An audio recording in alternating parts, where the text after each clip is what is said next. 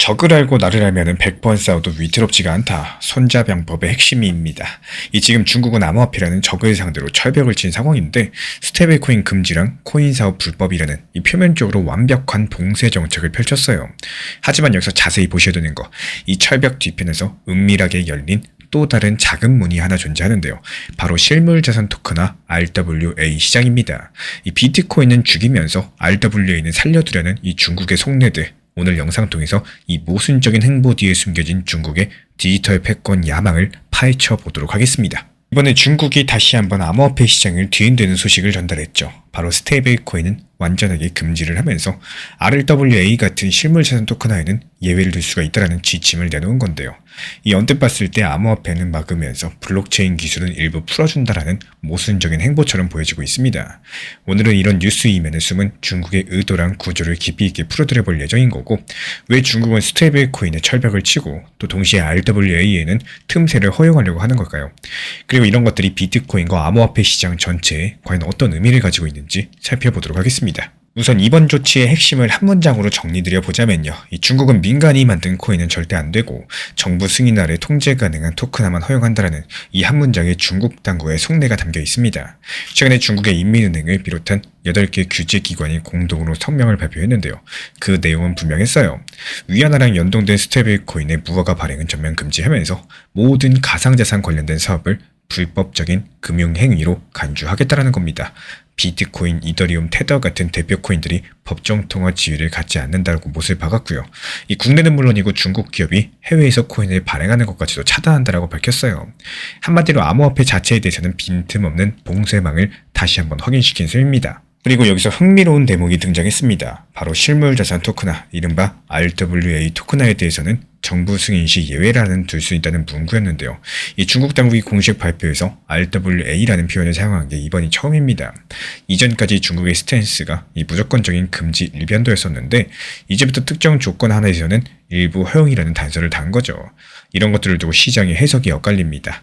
한쪽에선 결국에 중국이 암호화폐랑 RWA를 구분해서 전자는 막고 후자는 제도권으로 가져오려는 것이라고 긍정적으로 바라보고 있고요. 실제 이번 규제를 돌파구로 여기는 시각도 있습니다. 그리고 가상화폐는 여전히 불법이겠지만 RWA는 규제 체계 안에서 포함시키고 있다. 이 중국 RWA 산업에서는 오히려 이정표다라고 평가한 전문가도 있었죠. 반면에 또 다른 한쪽에서는 또 예외 조항이 있다라고 한들 중국 내부 민간 기업이 쉽게 승인받을 일이 없다라면서 회의적으로 바라봅니다. 위안화 연동 스테이블코인의 경우도 이 중국 빅테크조차도 라이선스를 받기 어려울 거라는 분석처럼요. 결국에 정부가 허락한 소수한테만 문을 열어주면서 나머지 대부분은 막아둘 것이라는 전망인데요. 여기서 왜 중국이 이렇게까지 스테이블코인을 싫어하는가를 짚어볼 필요가 있겠습니다. 표면적으로 당국에서는 최근에 투기적인 가상자산 거래가 금융 리스크를 더 키운다는 이유를 들었지만요. 그 뒷면에서는 더 근본적인 통화 주권과 자본 통제에 문제가 놓여 있다는 거. 스테이블코인은 달러 같은 것들이 담보인 디지털 자산이죠. 쉽게 말해서 달러랑 1대1로 교환되는 코인을 전 세계 어디서나 쓸 수 있게 만든 겁니다. 이게 중국 입장에서 뭐가 문제일까요? 중국은 그동안 위안화 국제화를 추진하면서도 또 동시에 엄격한 자본 통제를 유지해왔어요. 개인들이 위안화에 한해가지고 바꿀 수 있는 달러 한도가 있을 정도인데 이 테더 같은 스테이블코인은 인터넷만 된다? 국경 없이 위안화를 달러로, 그 달러를 다시 디지털 코인으로 바꿔서 해외로 빼돌릴 수가 있습니다.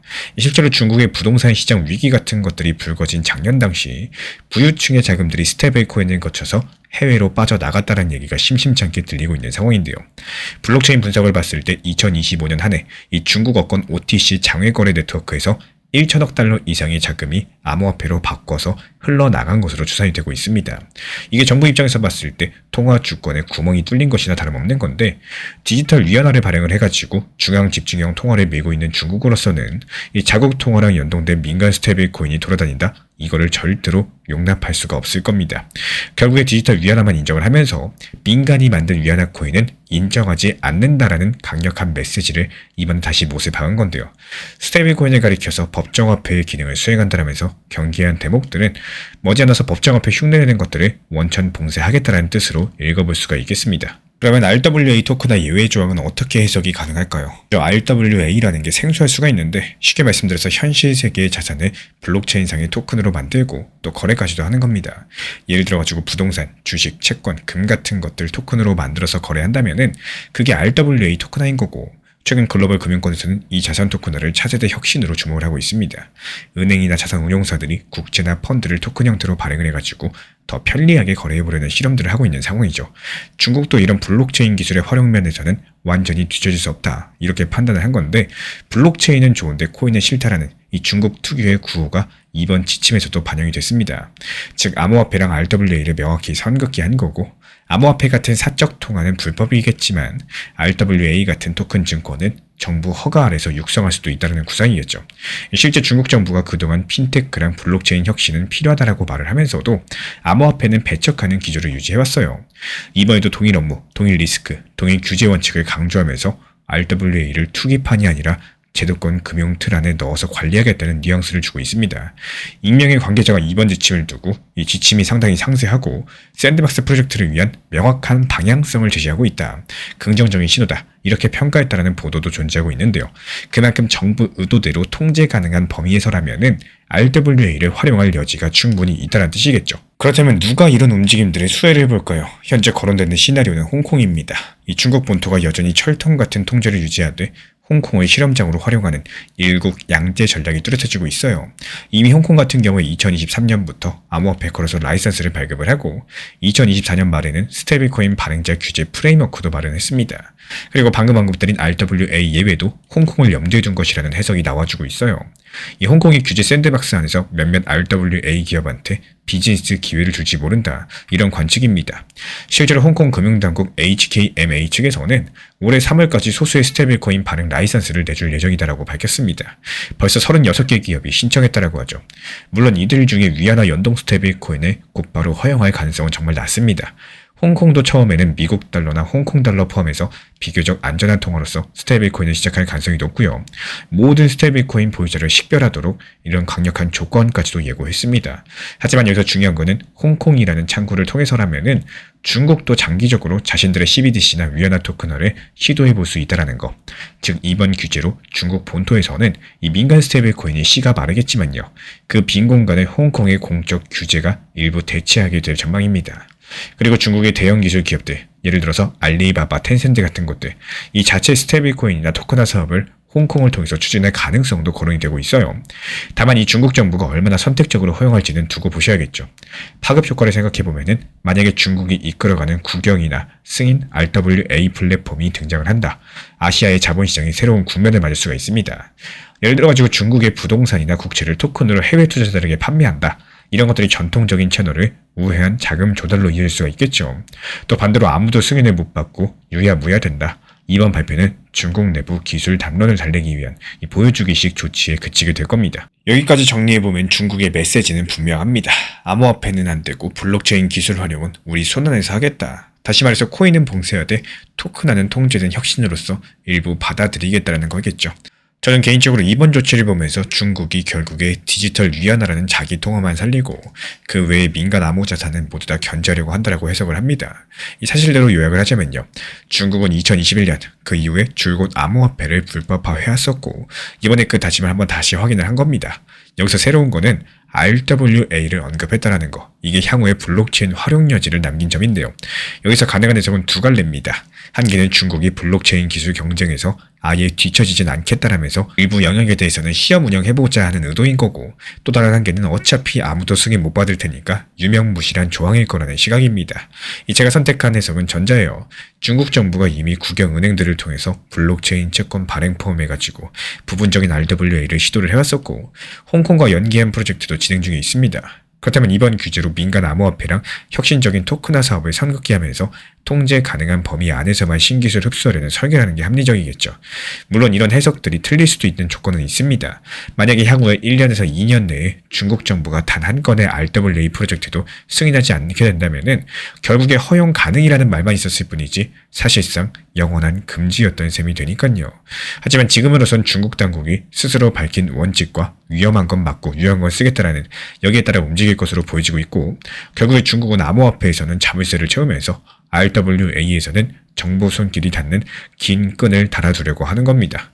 그리고 이제 마지막으로 이 소식이 투자자들에게 주는 시사점을 짚어보겠습니다. 과거에는 중국발 악재가 나오면은 시장이 크게 출렁였었고 중국에서 전부 금지한다더라 이런 말에 공포에 팔아버리는 경우가 많았습니다. 하지만 이제 시장도 성숙했고 분산이 됐습니다. 이번 사례가 말을 해주는 거는 뉴스 그 자체보다 실제 돈 흐름의 변화 여부를 살펴보는 게 중요하다라는 거. 이 정작 전 세계 스테이블코인 발행량은 사상 최고를 찍고 있고요. 홍콩과 중동 자본은 새로운 기회로 움직이고 있습니다. 이 중국의 한 수로서 암호화폐 시장의 지리적인 판도가 다시 한번 조정될 수 있겠지만요. 비트코인 네트워크가 전 세계 어디에서나 유지되고 또 거래도 이어질 거에 될 겁니다. 그래서 우리 구독자분들께서는 이런 뉴스를 접할 때 당장 공포에 휩쓸리시기보다도 이 규제로 인해서 실제로 시장 유동성에 어떤 변화가 생기는가를 차분히 관찰할 필요가 있겠죠. 이 중국이 정말로 돈줄을 죄는지 혹은 돈줄이 다른 곳으로 흐를 뿐인지 이런 것들을 보는 거고, 이번에도 보셨던 것처럼 가격은 단기에 출렁였다가 제자리를 찾았고요. 오히려 글로벌 자금은 더 투명한 쪽으로 이동하는 조짐을 보여주고 있습니다. 그래서 이번 이슈의 핵심은요. 결국에 중국은 코인을 막고 통제된 토큰화만 선택을 했다는 거. 앞으로도 비슷한 뉴스가 나오게 된다면 이 표면적인 헤드라인에 먼저 반응하시기보다도 그 뉴스가 가져올 실제 자금 흐름의 변화를 파악하는 게 현명한 대응일 것으로 보입니다. 결국 이 투자 판단의 기준은요. 뉴스에 흔들리시기보다 시장에 남는 돈과 빠지는 돈을 보는 눈이라는 거. 오늘 중국 소식을 통해서 다시 한번 확인하게 됐습니다. 이 중국의 암호화폐 전략은요. 스테이블 코인을 막으면서 RWA에만 문을 열었다. 이런 결론으로 이어질 수밖에 없겠죠. 이 시장을 낙관으로 버티는 사람보다 최악을 가정하고 준비한 사람이 결국에 끝까지 살아남습니다. 많은 분들께서 항상 지금이 바닥 아닐까요? 이제 올라가겠죠? 얼마까지 갈까요? 이런 질문들을 하시는데 사실 이런 질문 속에서는 공통점이 하나 있어요. 이 전부 다 상승을 전제로 생각을 하고 있다는 거. 마음은 변할지 몰라도 투자 기준으로 삼기에는 굉장히 위험한 태도라는 겁니다.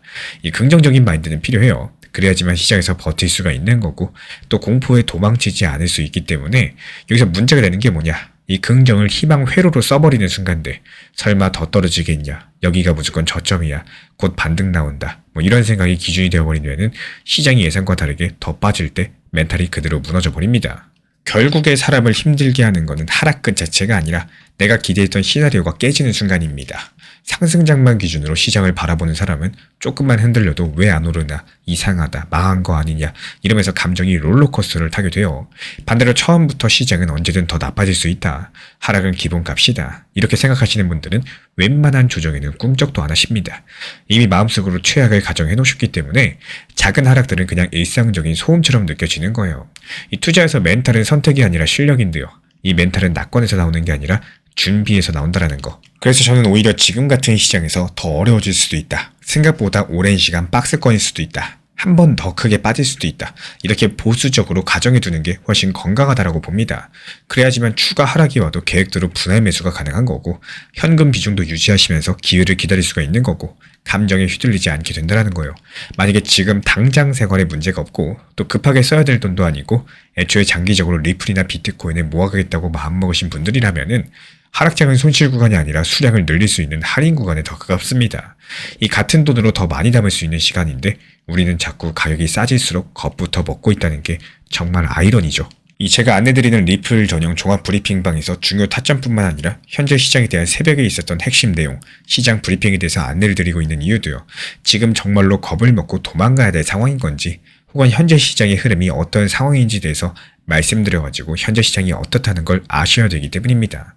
무조건 리플 좋다 해서 얼마까지 상승한다, 지금 시장 무너진다라는 말이 아니라 어떤 상황이기 때문에 어떤 대응을 하는 게 현실적으로 도움이 되실 거다.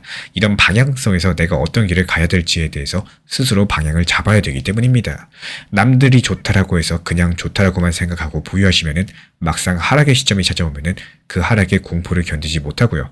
바닥에서 손절하고 나오는 경우가 반복이 된다라는 거. 결국에 투자라는 건요. 좋을 때 얼마나 버느냐 싸움이 아니라 안 좋을 때 얼마나 무너지지 않느냐의 싸움인 건데 여기서 또 차이가 쌓이고 쌓여가지고 몇 년 뒤 자산 격차가 벌어지게 됩니다. 이 시장을 이기려고 하지 마시고 시장을 견딜 수 있는 구조를 먼저 만드셔야 되는 거고 희망보다는 원칙을 또 기대감보다는 준비를 이런 기준으로 두셔야 되겠습니다. 결국에 마지막에 웃는 사람은 많이 마친 사람이 아니라 끝까지 버틴 사람입니다.